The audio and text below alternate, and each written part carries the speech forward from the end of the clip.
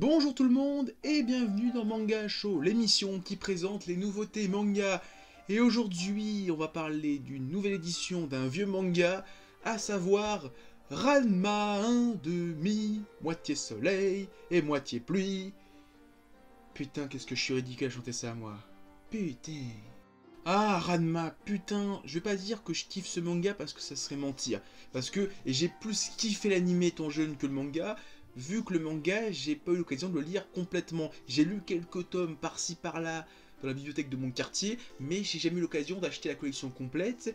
Et quand j'ai eu l'occasion, eh bien les tomes étaient introuvables. Donc quand Glénat a sorti ça, j'ai dit oh putain c'est trop bien, j'ai pu en faire la collection complète. Et je suis super content que ça sorte enfin chez nous, parce que Ranma 1/2, c'est l'un des animés qui a bercé mon enfance et je suis enfin content de pouvoir avoir la collection complète chez moi. Petit résumé pour vous mettre en bouche, alors même si c'est très compliqué de dire petit résumé, parce que Ranma 1/2 c'est quand même un sacré délire qu'il faut bien expliquer. Donc on suit Ranma, un jeune pratiquant d'arts martiaux, qui avec son père est parti en Chine pour s'entraîner, apprendre une nouvelle technique, et en revenant de Chine, il doit se marier avec l'une des filles du meilleur ami de son père. Sauf qu'en revenant de Chine, il a chopé une malédiction. Quand il plonge dans de l'eau froide, il devient une fille, et quand il plonge dans de l'eau chaude, il devient un garçon. Et donc cette relation amoureuse va être très compliquée, surtout que l'une des filles qui lui est, on va dire, promise a un caractère de cochon, et à côté de ça, il y a plein de personnages qui vont arriver, qui sont des pratiquants d'arts martiaux, tous plus loufoques les uns que les autres, et dont certains ont la même malédiction que lui, sauf que eux, c'est pas eau froide fille, eau chaude garçon, c'est plutôt eau chaude, bah, leur corps, et eau froide, il y a un chat, il y a un panda, il y a un cochon, il y a un cygne, il y a un démon, il y a plein de choses. Et c'est vraiment un gros délire, mais putain, qu'est-ce que c'est drôle, putain, qu'est-ce que j'ai passé des bons moments devant cet animé, et je vais leur passer de plein de bons moments devant ce manga. Voilà. Donc voilà, pour moi, ça reste quand même très compliqué de vendre Ranma 1/2 parce que ça reste quand même un sacré délire. Il faut rentrer dedans pour bien comprendre. Ça reste quand même un vieux manga avec un dessin des années 80, donc ça peut rebuter des gens, mais allez-y, ça reste quand même une très bonne lecture. C'est drôle, il y a des scènes d'action qui sont super cool, des personnages qui sont super marrants. Et là, pour l'instant, il n'y en a pas beaucoup, hein. Là, il y a quoi? Il y a Adeline, il y a Ranma, il y a Roland. Putain, je dis les noms français.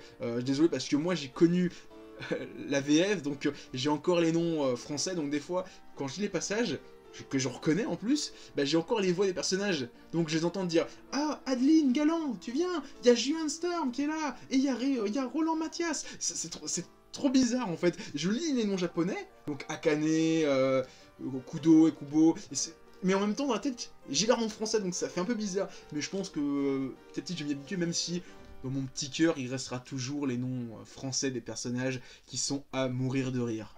Donc oui, allez-y, c'est un bon manga. Il y a un peu de cul en plus parce que le personnage se transforme en fille de temps en temps sans le vouloir. Et souvent, bah, il se retrouve avec la poitrine à l'air. Donc il y a pas mal de nibards durant tout ce tome-là et durant toute la série. Donc si vous voulez voir un peu de miche, c'est bien aussi. Voilà. Concernant cette Perfect édition, elle contient pour chaque tome 350 pages en noir et blanc et en couleur. Pour l'instant, la couleur, je l'ai vue que sur 2 pages, j'en parlerai un tout petit peu après. Et donc, avec ce format-là, on va avoir une vingtaine de tomes contre les 38 traditionnels de l'édition standard. Ça, c'est cool. Donc, concernant les pages couleurs, pour l'instant, j'ai vu que 2 pages couleurs dans cette édition. La première page et le sommaire qui sont en couleur, le reste c'est full noir et blanc. Alors est-ce que c'est une décision de Glénat ou des japonais? Je ne sais pas, parce que Glénat a quand même fait des pages couleurs pour Dragon Ball et Dr. Slump, donc ça serait vraiment salaud que Ranma 1/2 n'ait pas le droit à ce traitement de faveur. Pareil pour le format, Dr. Slump et Dragon Ball, pour leur Perfect Edition, ont eu le droit à un format un peu plus grand. Ranma 1/2 a un format poche.